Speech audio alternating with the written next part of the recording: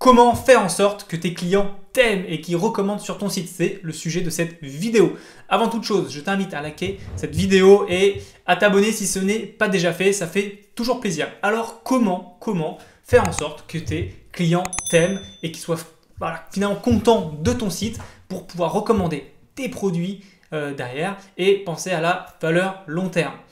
Eh bien écoute, je vais essayer de te répondre à un maximum, de réponses par rapport à ce sujet qui est fort important, surtout quand on fait du dropshipping, parce qu'on connaît dropshipping égale des livraisons longues, produits pas forcément bons, un SAV pas forcément de bonne qualité. Donc voilà, moi mon but aujourd'hui c'est d'essayer de t'apporter un maximum de réponses sur ce sujet de comment je fais pour rendre mes clients amoureux de mon site. Avant toute chose, il faut que tu saches que avant, Facebook ne faisait pas vraiment attention à savoir si tes clients étaient satisfaits ou pas de toi. Ils ont mis en place il n'y a pas longtemps, c'est quelques mois maintenant, ce qu'on appelle le Customer Feedback. C'est-à-dire que ton client ou qu'importe autre personne qui a vu ta publicité va potentiellement avoir une enquête de satisfaction de la part de YouTube pour savoir si tu as acheté sur ce site, si c'était bien, si tu t'es bien pas fait arnaquer, est-ce que tu as bien reçu le colis, est-ce que le produit était bon, etc., etc.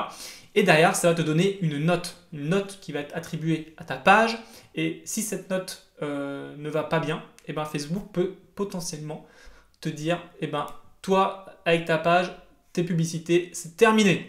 La note, elle va de 1, enfin même de 0 à 5. 5 étant super, tu es au top du top. 0 étant, c'est la misère. En dessous de 2, Facebook va réduire en fait ta diffusion de publicité. Il va pas t'interdire de faire de la publicité, mais il va te réduire en fait ta diffusion. C'est-à-dire que tu vas payer autant qu'avant, mais tu seras diffusé moins bien. Donc finalement, tu perds en rentabilité. Et en dessous de 1, là c'est la catastrophe. Ta page est kill. Ta Mark Zuckerberg avec un gros bazooka qui met un gros coup de kill dessus.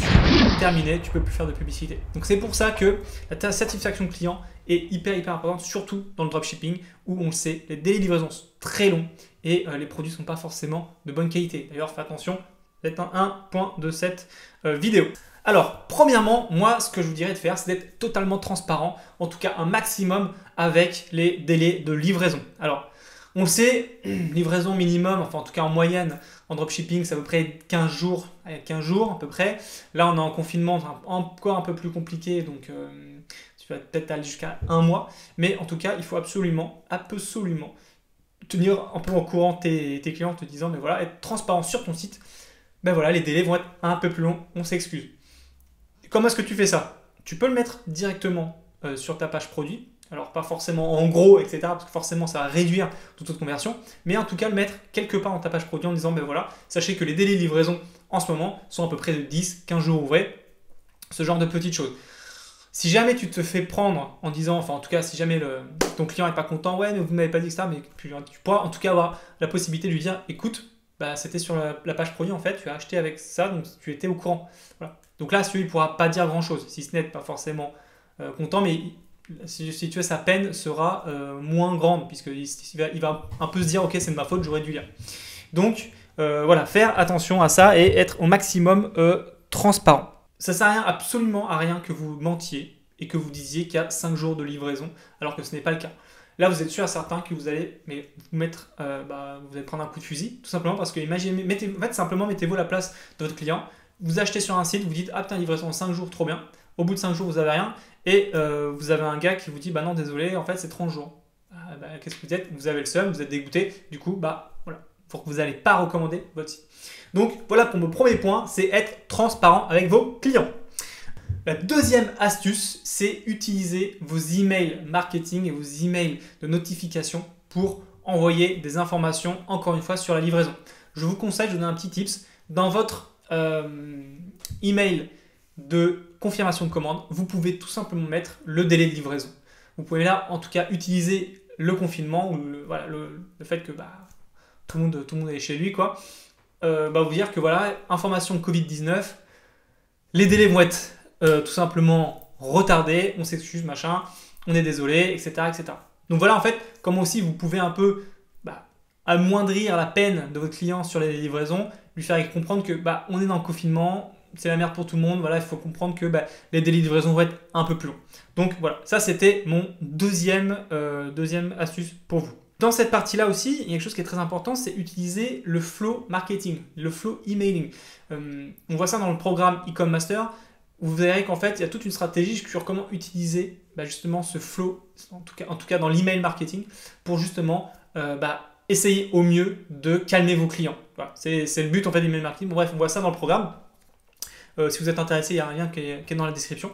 Mais en tout cas, vous pouvez créer en fait une petite histoire, en tout cas faire un onboarding de vos clients en disant le client arrive, il paye sa commande, ok, au bout de 3 jours, je lui envoie un email en disant que sa commande va prendre du retard. Au bout de 4-5 jours plus tard, je lui envoie encore un email pour dire que sa commande va arriver, mais que voilà, dû au confinement, ça prend du retard, etc. Mais bon, bref, faire des emails automatiques pour derrière, finalement, donner l'information aux clients et baisser un petit peu son mécontentement. Tout en faisant, on se comprend, on est désolé, il faut qu'on se mette, il faut vraiment essayer de se mettre à sa place pour que le mail que vous allez écrire soit le mieux compréhensif possible et le mieux accepté possible, quoi. La troisième technique, c'est utiliser évidemment la livraison rapide. On sait, dropshipping, le gros problème, c'est la livraison. Aujourd'hui, on a un store, justement le store qu'on voit dans le programme, où on monte avec vous, on montre tout. En fait, on a un livreur, un transporteur, un fournisseur qui expédie en 3 jours. 3 jours pour du dropshipping en Colissimo. C'est excellent. On a une valeur perçue qui est énorme et évidemment, les clients recommandent chez nous et nous recommandent auprès de leurs amis. Donc, on voit tout ça dans le programme, encore une fois, mais clairement, utiliser des moyens de livraison rapide.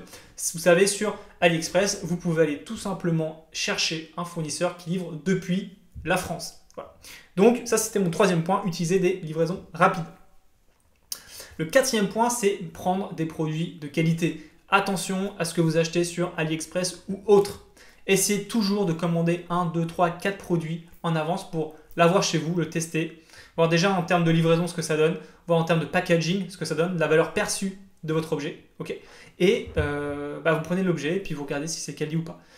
Il n'y a rien de pire que faire un beau marketing sur votre site internet et que le mec, quand il reçoit ça dans un sac poubelle dégueulasse et que le produit c'est de la merde. Là, vous êtes sûr et certain que là aussi, vous allez vous faire défoncer. Donc, soyez vraiment sûr de ce que vous envoyez et faites attention au packaging.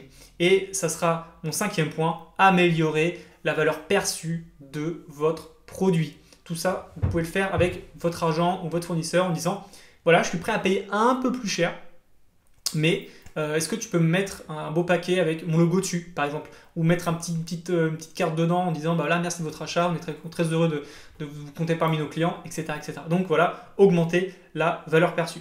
Mon sixième point, c'est faire des cadeaux. On le sait, c'est toujours très compliqué, très long. On se fait toujours pourrir dans les SAV parce que les délais de livraison sont encore une fois très longs. Et faites des cadeaux. Voilà, simplement, vous leur dites, écoutez, on est désolé, on vous fait un pourcentage de réduction sur votre commande. Donc soit ça, vous dites voilà, on est désolé, donc du coup on fait un geste commercial, 20% de réduction, comme ça voilà, ça réduit encore une fois sa peine. Ou alors vous le dites, pas de souci, un peu plus touchy ça, mais vous pouvez le tenter de dire pour votre prochaine commande, on vous offre 10 € sur votre prochaine commande. Ça peut être aussi un axe à utiliser. Et sinon, c'est de demander à votre fournisseur de mettre un petit cadeau en plus dans le colis en disant voilà, j'en sais rien, imaginez que vous vendez des bijoux par exemple, vous pouvez dire à votre fournisseur, ok, elle a acheté un collier, mais tu vas mettre une petite boucle d'oreille ou une petite bague dedans en même temps.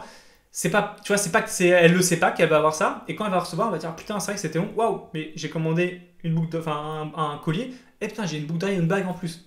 Valeur perçue énorme. Voilà. Donc, voilà. Faire des petits cadeaux, ça fait toujours plaisir, et ça réduit encore une fois l'énervement de vos clients. Et le huitième point, le dernier, c'est d'avoir un SAV de qualité. Je ne le dirai jamais assez, c'est le SAV qui va tout faire pour justement que vos clients vous aiment. Donc faites très attention à ça. Le SAV, je veux quelque chose qui soit de qualité, c'est-à-dire répondre sur Facebook en moins de 24 heures, répondre par mail en moins de 24 heures. Qu'importe vos réseaux sociaux, si vous avez une possibilité que les gens vous contactent dessus, soyez toujours avisés, soyez toujours... Voilà, faites attention si jamais vous recevez des messages, ne laissez jamais des messages mourir, c'est la pire chose qu'il soit. Encore une fois, ça je vous dis quelque chose, on est en train de tendre sur un SAV commercial, c'est-à-dire qu'aujourd'hui, quand on recrute, en tout cas nous, quand on recrute des personnes pour gérer notre SAV, typiquement on leur dit, voilà, t'as un guide à suivre, la personne réclame ça, tu lui réponds ça, etc., etc.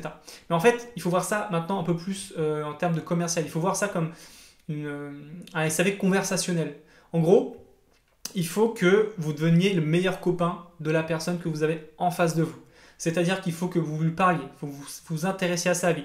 Potentiellement lui poser des petites questions. Ah d'accord, ok, bah vous n'êtes pas content, pas de soucis, je comprends. Mais bon, bah sinon, vous faites quoi vous dans la vie, machin, etc. Bref, il faut créer un lien entre vous, entre votre marque et cette personne. Ce lien-là va être hyper fort et hyper émotionnel. Et c'est dans cet émotionnel que tout va passer. Le fait de, ok, il a été super sympa avec moi lors du SAV. Bon, bah ok, je lui pardonne si tu veux. Ah bah putain, j'ai un client belge. Ah mais putain, mais toi aussi tu viens de Belgique. Ah bah trop bien, moi j'ai de la famille en Belgique aussi. Ah bah ok, c'est un compatriote. Bon bah ok, je me calme un peu, pas de souci. Bon bah, je vais faire en sorte que la personne en face de moi, je vais pas voilà, je vais être moins méchante sur mes commentaires, par exemple sur les livraisons, ce genre de choses. Et aussi le côté commercial, c'est-à-dire que bah, en parlant avec vos clients, il faut que vous deveniez un commercial. C'est pas juste répondre à ces questions, mais c'est aussi lui proposer des offres. Et c'est là encore une fois dans le lien qui va se créer entre vous, enfin votre marque et cette personne, que tout va se jouer. Donc voilà, ça c'était mon 8e et dernier point. Faites très attention aux SAV. Il existe plein d'outils pour les utiliser, Zendesk notamment. Voilà, SAV. Voilà pour cette vidéo, un peu plus courte que d'habitude. J'espère qu'elle vous aura plu. Surtout, n'hésite pas à lâcher un gros like, ça fait toujours plaisir. À t'abonner si ce n'est pas déjà fait. Si tu veux apprendre et réussir en dropshipping, tu as tout en lien dans la description. On a fait un programme avec Charles. Bref, voilà, plusieurs centaines de membres qui nous ont suivis. On est super contents. Lâche un pouce bleu. En attendant, je te souhaite une très bonne journée, bonne vente, bon business à toi et je te dis à bientôt.